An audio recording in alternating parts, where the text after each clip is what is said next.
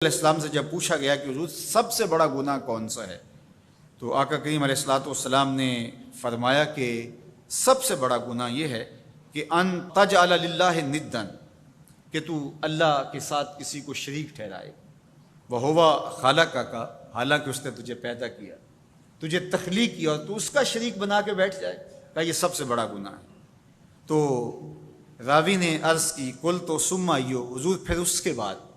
تو آقا کریم نے فرمایا ثم ان تقتل ولدک خشیۃ ان یطعم معک، تو بچے کو اس لیے قتل کر دے کہ یہ کس طرح میں اس کو پال سکوں گا، بچے کو ضائع کر دینا، اس کو قتل کر دینا۔ اللہ فرماتا ہے نحن نرزقکم وایاہم، ہم تمہیں بھی رزق دیتے ہیں ان کو بھی دیں گے۔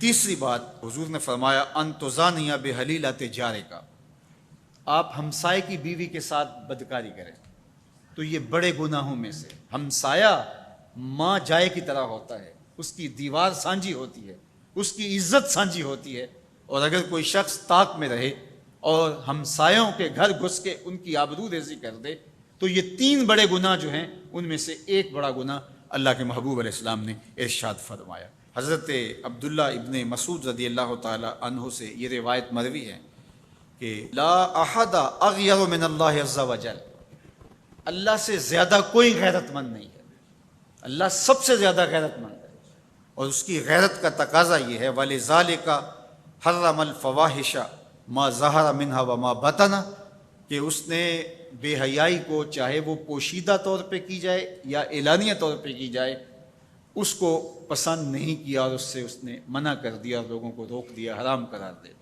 اس لیے کہ وہ خود غیرت مند ہے۔ غیرت مند مالک غیرت کا سبق دیتا ہے اپنی مخلوق کو۔ اللہ تعالیٰ قرآن مجید میں ارشاد فرمایا وَلَا تَقْرَبُوا الْفَوَاحِشَ مَا ظَهَرَ مِنْهَا وَمَا بَطَنَ، فحش کام کے قریب نہ جانا، وہ اعلانیہ طور پہ کرو یا وہ مخفی طور پہ کرو۔ تو مفسرین نے لکھا کہ جو بدکاری ہے وہ مخفی فحش ہے، اور شراب نوشی یہ اعلانیہ فحش ہے۔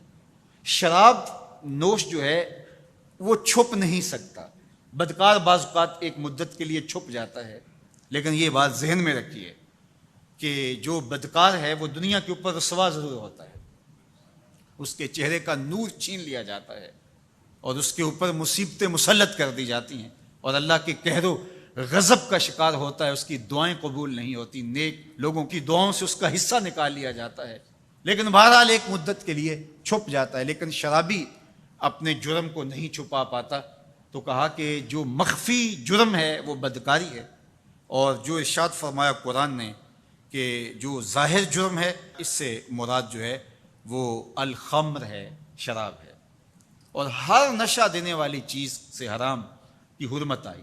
کل مسکر خمر وکل خمر حرام، فرمایا ہر نشہ آور چیز شراب ہے اور ہر شراب حرام قرار دے دی گئی ہے۔ اب یہاں بھی لوگ دلیلیں لے کے بیٹھ جاتے ہیں، میاں وہ بھی ایک مشروب ہے، اس سے کیا فرق پڑتا ہے؟ میاں جب رب نے کہہ دیا تو بات ختم ہو گئی۔ ایک یہودی کے پاس ایک مسلمان مہمان ٹھہرا تو اس نے انگور پیش کیے، تو اس نے بڑے شوق سے لیے، تو تھوڑی دیر کے بعد وہ شراب لے آیا۔ اس نے کہا استغفر اللہ، میں مسلمان ہوں، میں شراب نہیں لیتا۔ تو اس نے ہنس کے کہا یہ جو انگور آپ نے کھائے ہیں شراب اسی سے کشید ہوتی ہے۔ تو اس مسلمان نے کہا کہ آپ کی اہلیہ کدھر ہے؟ تو وہ اپنی اہلیہ کو بلا لایا، تو کہا آپ کی کوئی اولاد بھی ہے؟ کہا ہاں میری بیٹی ہے، اس کو بھی بلا لاؤ۔ تو اس کو بھی بلا لایا۔ جب دونوں آ کھڑی ہوئی تو کہا کہ یہ حلال ہے تیرے لیے اور یہ بیٹی اسی کی ہے اور یہ حلال نہیں ہے۔ تو جب اس یہودی نے یہ بات سنی فقال اشہد ان لا الہ الا اللہ وحدہ لا شریک لہ واشہد ان محمدا عبدہ ورسولہ، کہا اتنی خوبصورت دلیل، اتنی خوبصورت دلیل، کہا انگور سے شراب نکلی ہے تو شراب حرام کیوں، انگور حلال کیوں؟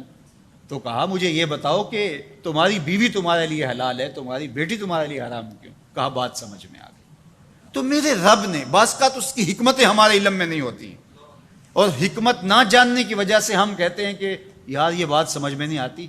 یہی تو ہمیں بتایا گیا کہ جو سمجھ میں آئے اس کو بھی ماننا ہے، جو نہیں سمجھ میں آئے اس کو بھی ماننا ہے۔ ہم جنت کو مانتے ہیں نا، دیکھا ہے، یا رب کو مانتے ہیں، دیکھا ہے، وہ سمجھ میں آتا ہے، تو دل میں تو آتا ہے، سمجھ میں نہیں آتا، میں جان گیا بس تیری پہچان یہی۔